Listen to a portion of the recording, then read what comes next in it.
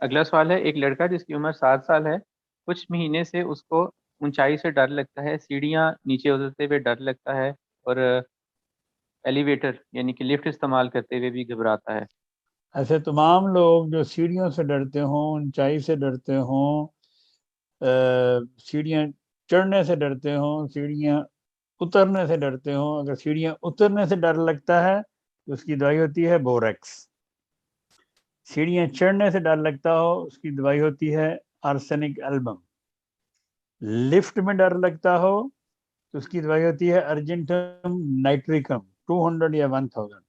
اونچائی سے ڈر لگتا ہو تو اس کی بھی دوائی ارجنٹم نائٹریکم ہی ہے۔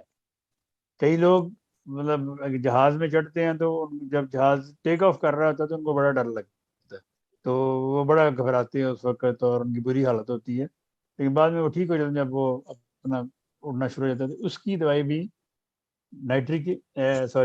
ارجنٹم نائٹریکم ہے۔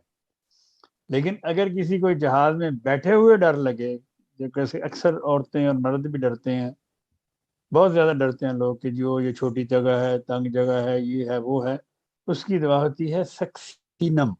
سکسینم 200 میں اگر وہ جہاز میں بیٹھنے سے پہلے کھا لیں، یہ چند دن پہلے کھاتے رہیں، تو اللہ کے فضل سے ان کو یہ ڈر نہیں لگے گا۔ تو میں نے بارہا یہ دوائیں استعمال کروائی ہیں لوگوں کو، جس میں ایکونائٹ ہے، ارجنٹم نائٹریکم ہے، سکسینم ہے، تو اللہ کے فضل سے لوگوں کا سفر خوشگوار گزرتا ہے اس کے ساتھ۔